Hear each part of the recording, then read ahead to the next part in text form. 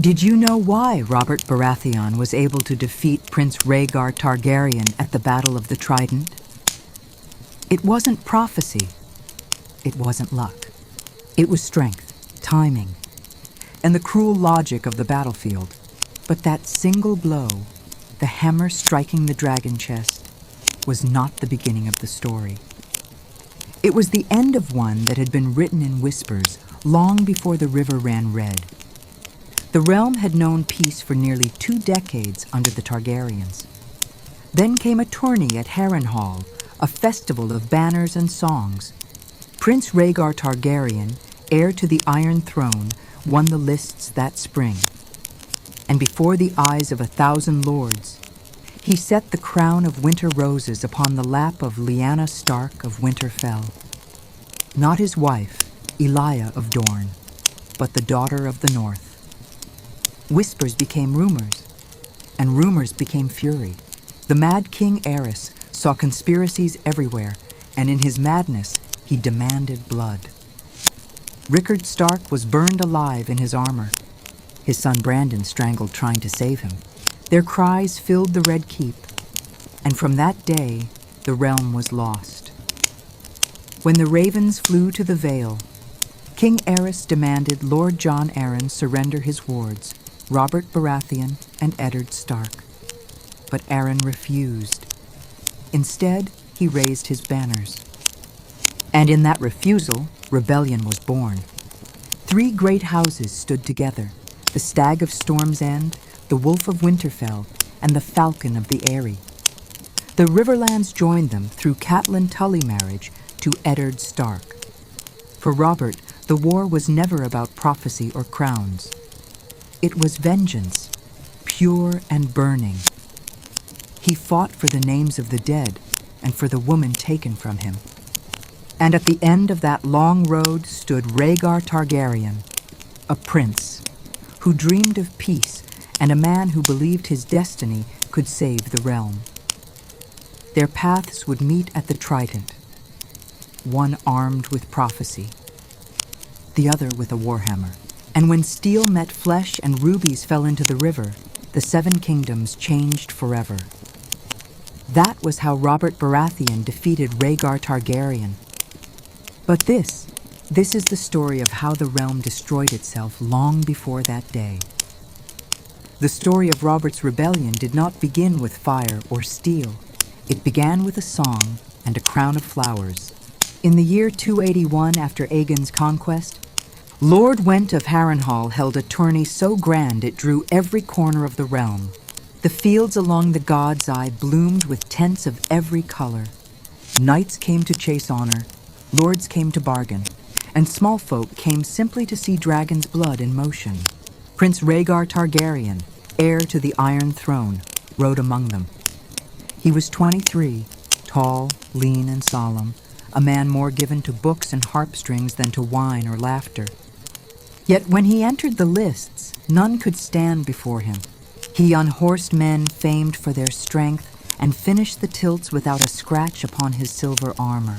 And when the time came to name the Queen of Love and Beauty, the prince passed by his wife, Elia Martell of Dorne, sister to Eddard Stark, and promised to Robert Baratheon. The hall fell silent. Some gasped, some cheered, and some looked away. No one forgot. The singers would later claim it was romance. But those who knew court and crown heard something darker in that hush. In King's Landing, whispers reached the Iron Throne, and the king's fears sharpened like daggers. Aerys, too, had not left the city for years, bound by paranoia and the memory of his own captivity during Duskendale. He saw plots in every council, and he saw his son's triumph at Harrenhal as proof of treason. He believed Rhaegar sought to replace him. He believed half the realm had joined him already. When Brandon Stark rode south to demand the prince answer for carrying off his sister, for by then Lyanna was gone, vanished in the prince's company, the king called it rebellion. Brandon and his men were seized. Aerys summoned their fathers to court and promised fair judgment.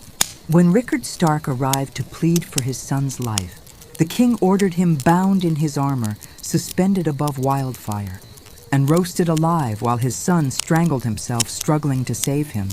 That was the day the realm changed shape. The lords who watched swore afterward that Aerys laughed as the smoke filled the throne room. He demanded that Jon Arryn deliver his wards, Robert Baratheon and Eddard Stark, to the crown. Arryn refused. Instead, he raised the banners of the Vale. Robert called his Stormlords. Ned Stark rode from the north. Through marriage to Catelyn Tully, the Riverlands joined them. In a single moon's turn, 4 of the 7 kingdoms were at war with the crown they had served. The Reach and the Westerlands held back, watching. Lord Tywin Lannister kept his armies close, speaking neither oath nor defiance. Mace Tyrell marched east to lay siege to Storm's End, and the prince, Rhaegar himself, went to the king, urging him to let him take command of the royal host. Aerys agreed. He had begun to trust no one, but he trusted fear, and the realm feared his son less than it feared him. So the prince rode forth under the 3-headed dragon, and the stag of Storm's End answered with thunder. Those who stood near the beginning remember it as a war of youth. Robert and Ned barely men, Jon Arryn white-haired but steady, and Rhaegar carrying the hope that victory might calm his father's madness. But hope is a fragile shield. At Gulltown, rebels found defeat. At Summerhall, they found glory. At Ashford, they found blood. And with each battle, the line between vengeance and duty blurred until even the gods could no longer tell them apart. In the Maester's records, this is where the lists of numbers begin. Hosts counted, losses written in tidy ink, but parchment cannot hold what truly changed, the hearts of those who fought. Robert's laughter grew rarer, Ned's silence deeper, and Rhaegar, far from home, carried more than banners. He carried the weight of prophecy and the memory of a girl with winter roses in her hair. All roads were already bending toward a single river. The king had once been handsome, once curious, even kind in fleeting moods. But the years after Duskendale had unmade him. The memory of his captivity there, months confined by rebels while his hand, Tywin Lannister, negotiated his release, left a wound that never healed. Aerys came back thinner, wilder, and certain that all men, even friends, plotted his death. He shaved no more, cut no more. His nails grew long as claws, and his courtiers learned that a wrong glance could mean the pyre. When word reached him that Lord Jon Arryn had raised banners in the Vale, the king raged for days.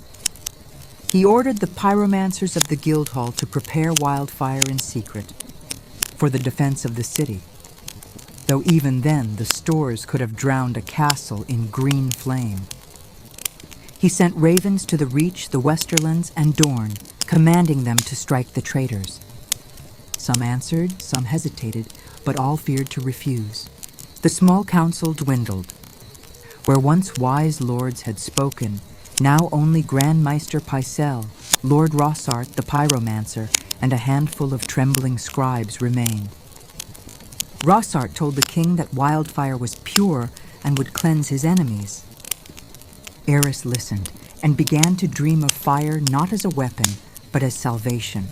In those months, Prince Rhaegar was far from court, gathering the royal host.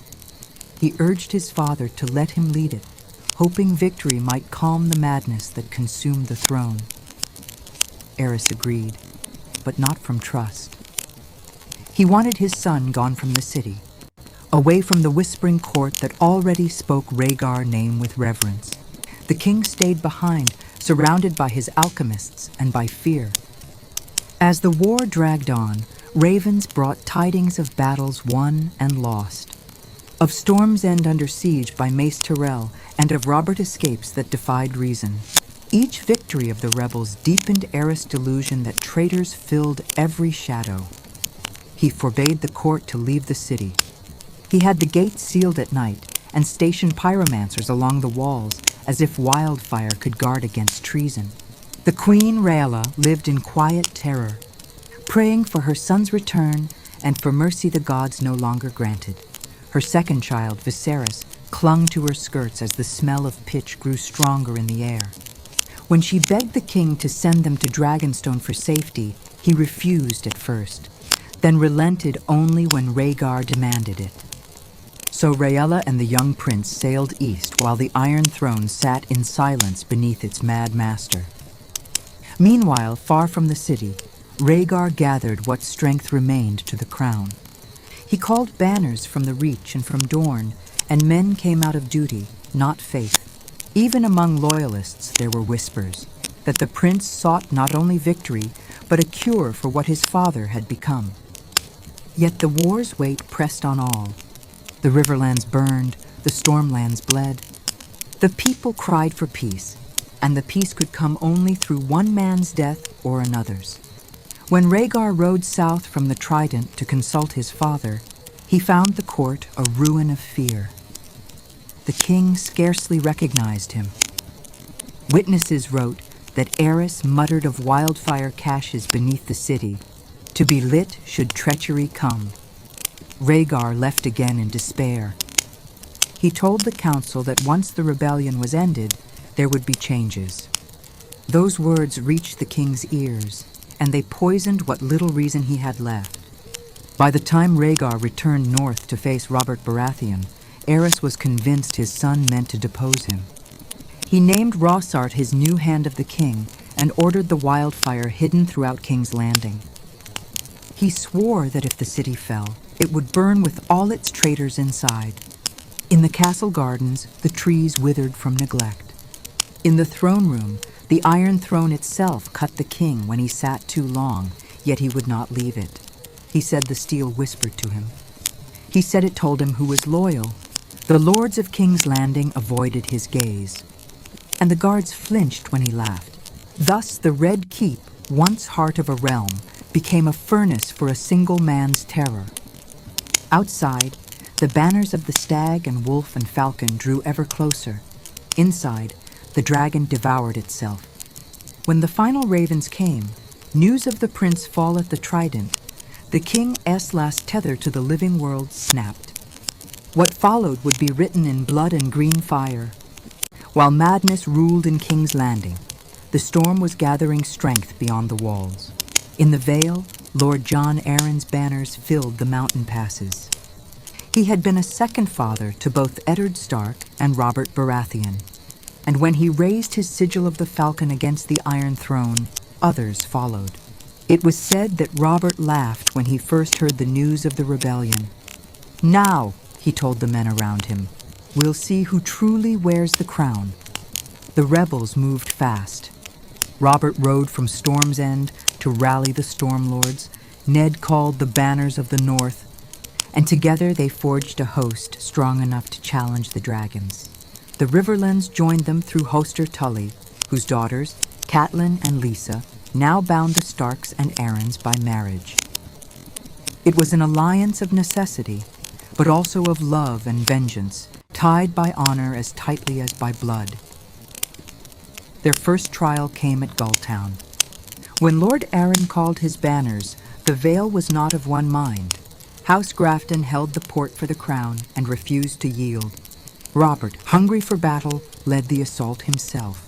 He was wounded in the fighting but took the town, and from there the rebellion's flame began to spread. Soon the Seven Kingdoms were no longer kingdoms at all, but lines drawn in the dirt.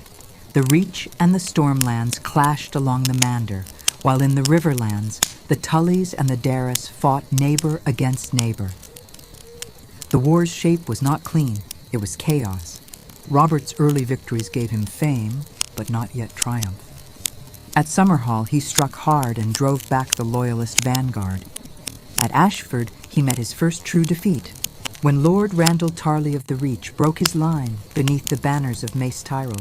Robert himself barely escaped, saved by the swiftness of his horse and the loyalty of a few close men. For days he was hunted through the countryside, wounded but unbowed.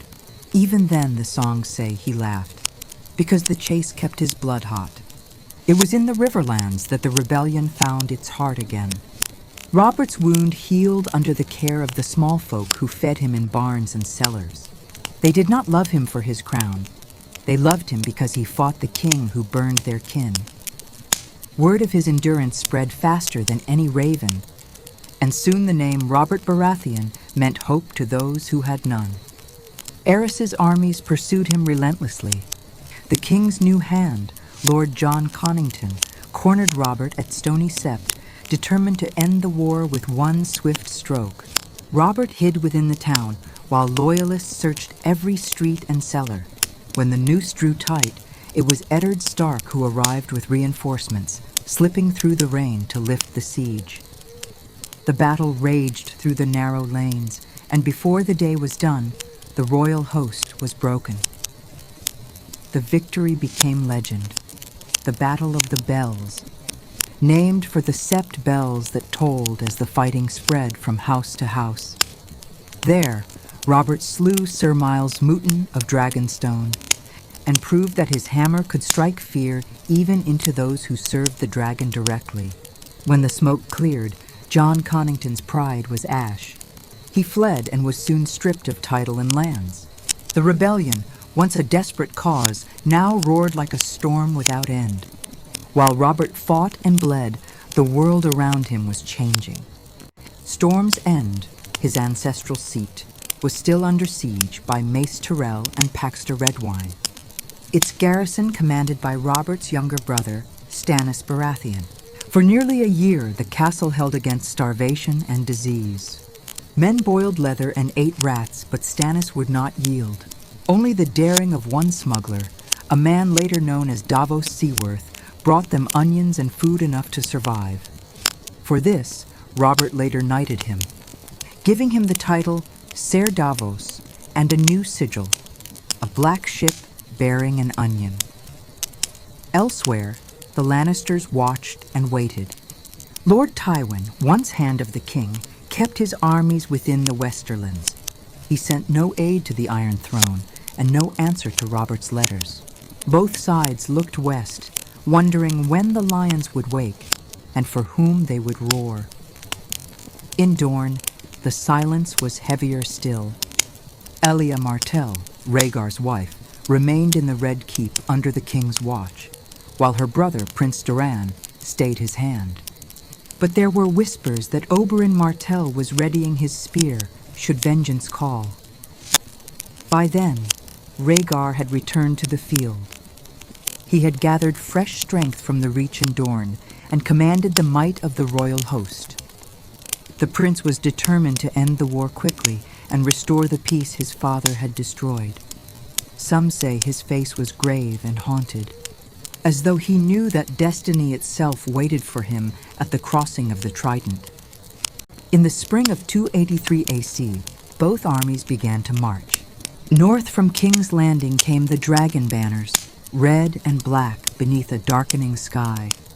South from the Riverlands came the stag, the wolf, the falcon, and the trout, each step shaking the ground like thunder. The rebellion had burned for nearly a year, and all roads now bent toward one place. The green fork of the Trident would decide the fate of a dynasty 300 years old. The storm had risen, and soon it would break. At last the storm met the dragon. In the spring of 283 AC, the two greatest hosts Westeros had seen since Aegon's conquest faced one another along the green fork of the Trident. The day was gray, the air heavy with rain, and the river swollen with the melt of northern snows. The banners of the Seven Kingdoms hung limp in the damp wind, waiting for the sound that would make them move. On the southern bank stood the royal host, knights of the Reach, men of Dorne, and the household guard of King's Landing.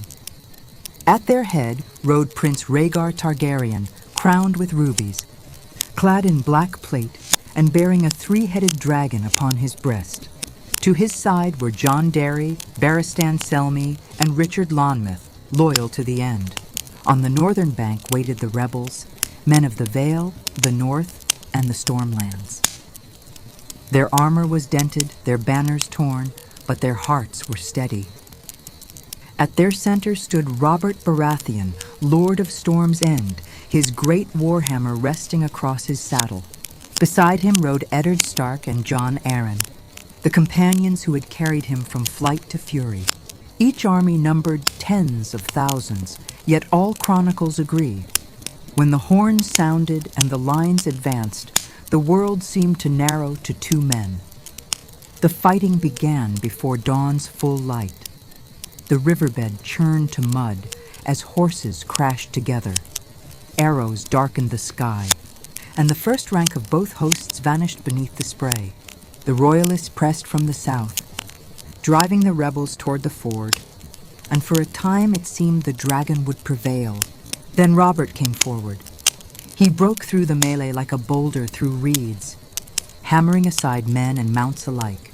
His armor was dented, and his surcoat soaked with rain and blood, but he would not fall back. Witnesses later swore they could hear his laughter even over the clash of steel. Prince Rhaegar saw him across the chaos and spurred his destrier. The prince's lance lowered, the stag's hammer rose. In that instant the battle held its breath. Their charge met in the shallows. Rhaegar's lance struck first, tearing Robert's side and driving deep. Yet the wound only seemed to awaken him, shattering the rubied breastplate and sending the stones flying into the river. The ford turned red in the rain, and the ripples carried the jewels downstream. Rhaegar fell beneath the water, and the crown prince of House Targaryen was seen no more. For a heartbeat, the field was silent. Then the dragon banners wavered, broke, and fled. The royal host scattered toward King's Landing, leaving the bodies of their dead and the hopes of their dynasty behind.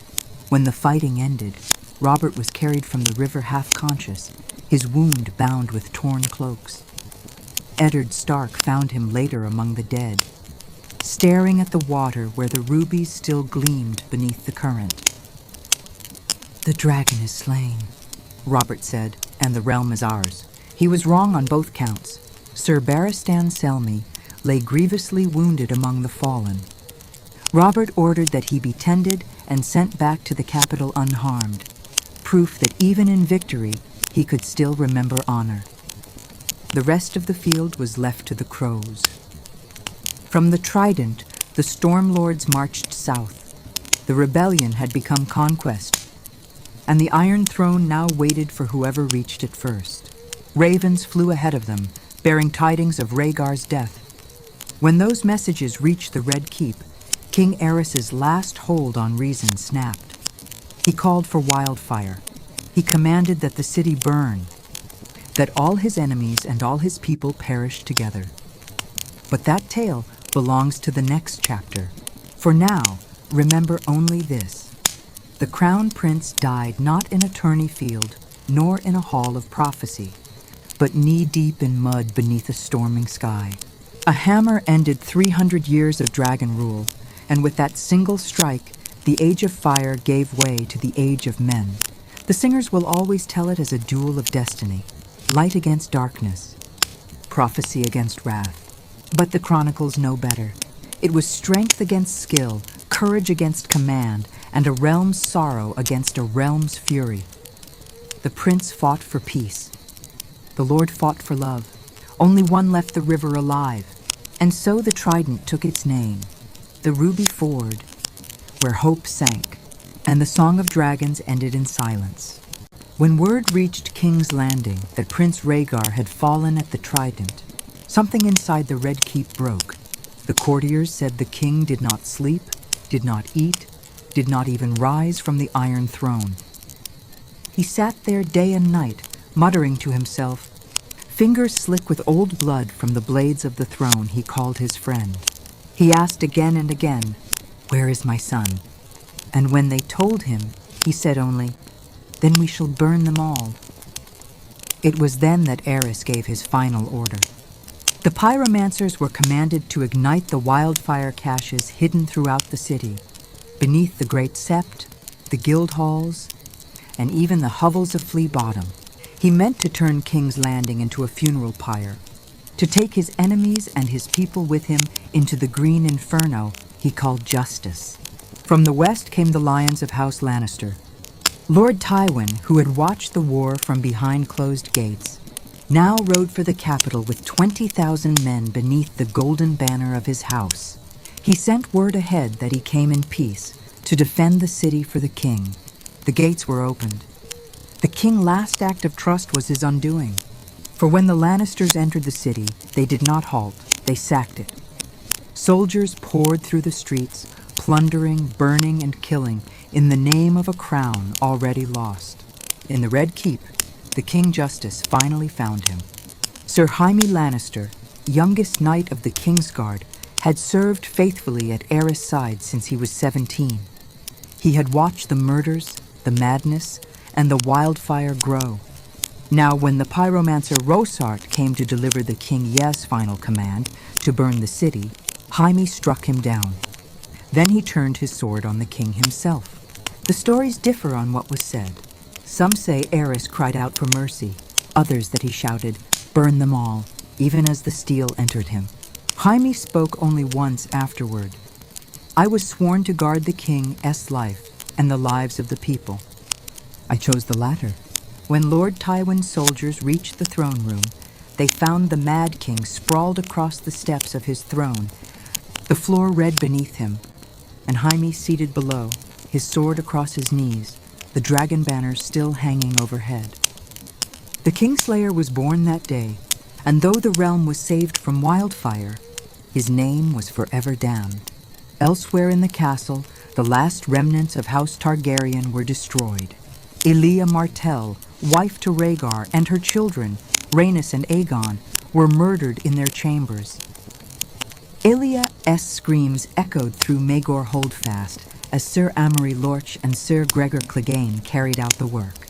It was said Gregor smashed the infant prince against a wall before striking Elia down. When the blood dried, the dragon line that had ruled Westeros for nearly 3 centuries was gone. When Eddard Stark arrived in King's Landing days later, he found the city still burning and corpses piled in the streets. He saw the charred ruins of homes, the smoke curling above the septs, and the bodies of children draped in crimson cloaks. He entered the Red Keep to find Lord Tywin Lannister presenting the bodies of Elaya's children, wrapped in Lannister colors as proof of his loyalty to Robert Baratheon. Robert called it justice. Ned Stark called it murder. Their first quarrel as friends began in that moment and never truly ended. Robert saw victory. Ned saw ruin. One had won the realm. The other had seen what it cost. With the capital taken and the king dead, the war was finished. The dragon banners were torn down, and the stag's sigil was raised above the Red Keep. Robert Baratheon was proclaimed King of the 7 Kingdoms, though even then he had not yet taken the throne. Far across the narrow sea, on Dragonstone, the last Targaryens still lived. Queen Rhaella had fled there before the fall, taking with her her young son Viserys. There, during the great storm that broke over the island, she gave birth to her final child, Daenerys Targaryen. Rhaella died within days, leaving only her 2 children and a few loyal retainers. By the time Robert's ships reached Dragonstone, the queen was dead, the island near ruined, and the last of the dragons, those who once ruled by fire, were scattered to the winds. Thus ended the reign of House Targaryen in Westeros. Aerys was the last king of his line to sit the Iron Throne. His son's blood stained the river, his grandchildren's the stones of the Red Keep, and his daughter's tears would fall years later in lands far from home. The chronicles call it victory. The wise call it warning. For in saving the realm, men burned their honor, and in claiming peace, they planted the seeds of every war to come. The Mad King's ashes were scattered to the wind, his throne cleansed, and his killers knighted. But the smell of smoke never truly left the city. If you walk through King's Landing when the air is still, you can almost taste it, the ghost of a fire that was never lit, and the memory of a king who tried to burn the world. When King's Landing fell and the last dragon died, Eddard Stark was not yet done, for while the banners of rebellion flew over the capital, the sister he had sworn to protect was still missing. Robert Baratheon was crowned king of the 7 Kingdoms. He sat the Iron Throne with the realm blessing and the wounds of the Trident still fresh upon his body. But as the coronation bells rang, Ned Stark turned north, not home but west, toward the red mountains of Dorne. There, beyond the Dornish marches, stood a lonely tower, white against the desert sky. The small folk called it the Tower of Joy, though none who went there found joy again.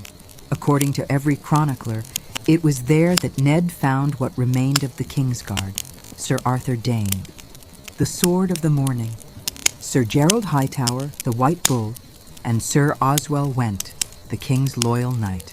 3 of the 7 sworn brothers of the White Cloak, men who should have been in King Ass Landing defending their king, yet who stood instead before a tower at the edge of the world.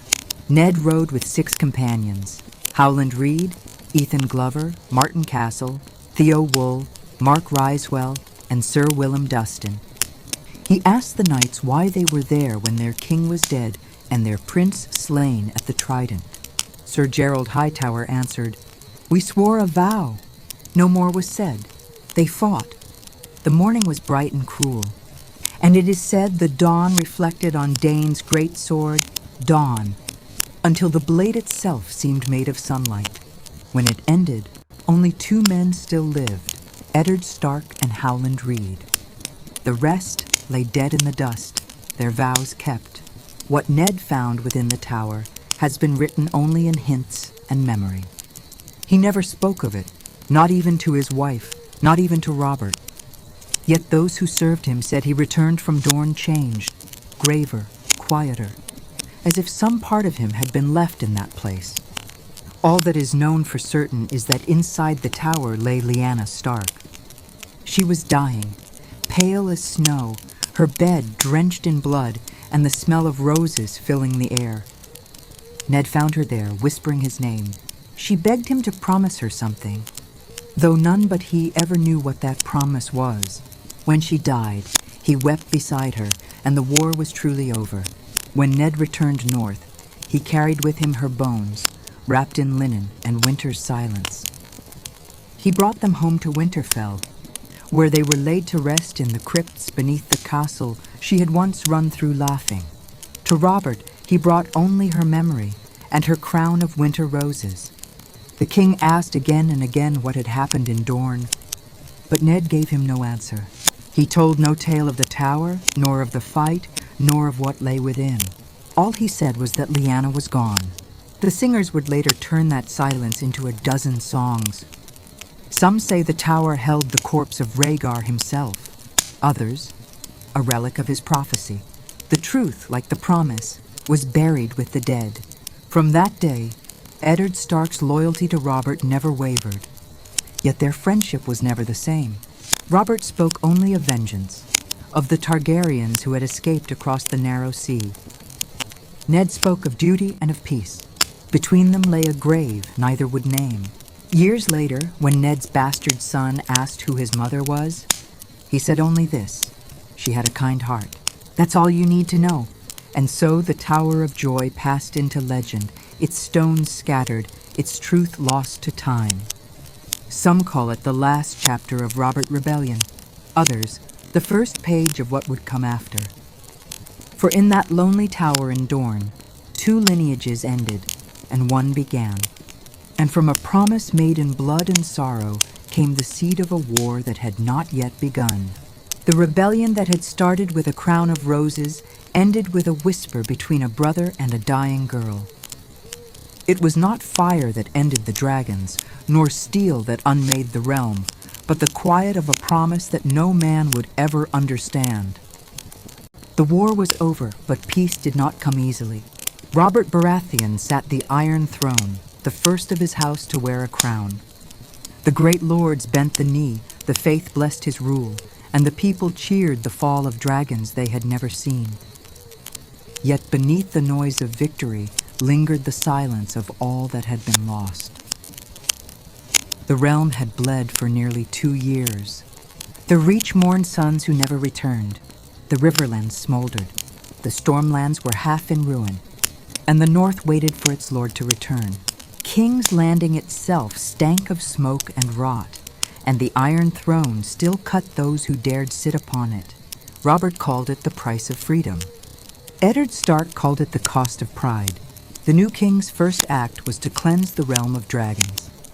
Across the narrow sea, Viserys Targaryen and his newborn sister Daenerys were the last of their blood, hidden by loyalists who smuggled them to safety. Robert swore they would die before they could return. Ned begged him to let them live, saying the war had taken enough children. It was their last argument before the North called him home. Robert named Jon Arryn his Hand of the King. As he had once been his guardian, Jon ruled wisely, repairing what could be mended, though the scars were deep and the coffers nearly empty. Robert himself preferred the hunt, the feast, and the sound of laughter that drowned out memory. He had won a throne but lost the only woman he ever loved. When Eddard Stark returned to Winterfell, he brought with him a child. To the court, he said it was his bastard, born of a woman met in the south. He named the boy Jon, and though his wife bore the insult in silence, the North whispered for years. Ned Stark never spoke of the mother, and never sent the boy away. He built his peace on duty and his secrets on silence. Robert wed Cersei Lannister, daughter of Lord Tywin, sealing the alliance that had delivered him the throne. It was a marriage of necessity, not of love. In that union lay both victory and doom, for from that day, the crown owed gold and favor to the lions of Casterly Rock, and the king began to drown in both. The lords of the realm took their spoils. The Tyrells kept their lands and pride. The Lannisters gained the crown's ear. The Martells withdrew to Dorne, vowing never to forget the deaths of Aelia and her children. And though the banners were furled, the hatreds beneath them were not.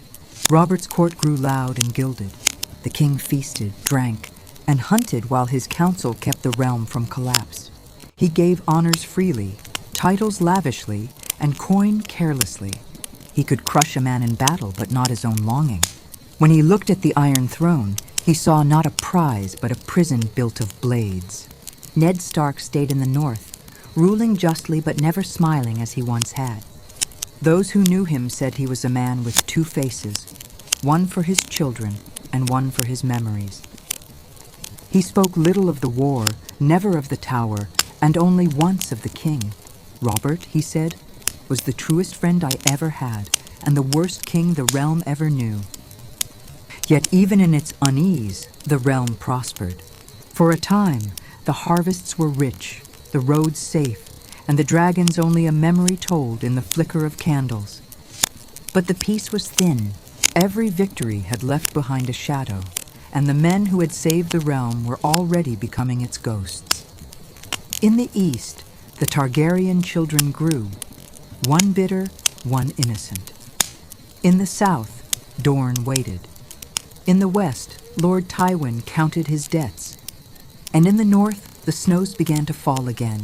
The Maesters wrote that Robert's rebellion ended in triumph. Yet the wiser among them added a quieter line, that wars are never truly won, only survived. Robert had slain the dragon, but in doing so, he had forged a crown too heavy for any man to bear. The songs remember him as the storm that broke the Targaryens, the warrior who ended the age of dragons. But the truth is simpler. He ended the war, yes, but not the wounds it made. The crown he took was hollow, the throne he claimed already cursed by the blood that bought it. And the kingdom he saved began dying the moment he sat upon it. For power, once won, is never at rest. And though the banners were folded and the swords sheathed, the storm had not truly passed. It had only grown quiet. History remembers the victors. Songs remember the beautiful lies they leave behind. They say Robert's rebellion brought peace to the realm, but peace is never born from ashes. It crawls out of them, half alive, wounded, and waiting for the next fire to begin. When I look back upon those years, I see not heroes and villains, but men and women swept by a tide greater than themselves. Each believed they were saving the realm. Each in their own way destroyed it. Prince Rhaegar Targaryen dreamed of prophecy, of a song to unite ice and fire. He believed destiny would save his house. Instead, it burned it to the root. Robert Baratheon fought for vengeance, for love, and for freedom. He won them all and lost each in turn. The warhammer that shattered dragons could not mend a broken heart. He wore his crown like a shackle, and every feast he held was a prayer to forget. Eddard Stark fought for duty, and it buried him in silence. In the end, he carried it all the way to his grave. Tywin Lannister waited for victory, and it came to him dripping with blood. He bought power with betrayal and called it loyalty. Yet even lions cannot sleep forever. Sooner or later, their gold turns to dust. The Martells of Dorne remembered Aelia and her children. Their thirst for vengeance would echo for generations. Proof that one act of cruelty can echo louder than 1,000 crowns. And across the narrow sea, the dragon's blood endured. Viserys grew bitter, dreaming of the throne his family had lost. His sister Daenerys was born amid storm and salt, with the cries of wind for a lullaby. In her veins ran all that remained of fire. The realm had forgotten her name, but history never forgets its unfinished verses. The Maesters who came after called those years the end of the Targaryen age, but it was not the end of dragons. It was the beginning of a colder song, one that would be sung in ice and blood long after every crown was melted down and every banner rotted. Robert's rebellion began with a crown of winter roses. It ended with a promise whispered in a tower. Between them, kingdoms burned, brothers died, and oaths were broken in every tongue. The singers will tell you it was a noble cause, that a usurper freed the realm from a tyrant, that true love defied duty, that the hammer of the storm broke the chains of fire. But those who study the truth know better. It was not prophecy that ended the Targaryens. It was pride and fear, and men who could not bear to be small in a world ruled by dragons. The Iron Throne still stands. Its blades are no less sharp, its shadow no less long. Every king who sits upon it leaves blood behind, and the throne drinks it gladly. For power has no memory, only appetite. In the end, Robert Rebellion did not save Westeros. It only delayed its reckoning. The sons of the slain would rise. The debts of the dead would be paid, and the promises whispered in one age would be kept in another. The singers call it a song of heroes. I call it what it was. The sound of a realm breaking itself apart, one oath at a time. So remember this. When the next fire begins, no realm is ever saved by crowns or by swords. It is saved, if at all, by those willing to keep their promises, even when the world forgets what they were. The dragon is gone. The stag is dead. The wolf still howls beneath the snows of the north. And somewhere, far away, a girl with silver hair dreams of home. That is the song that remains, the song of ice and fire,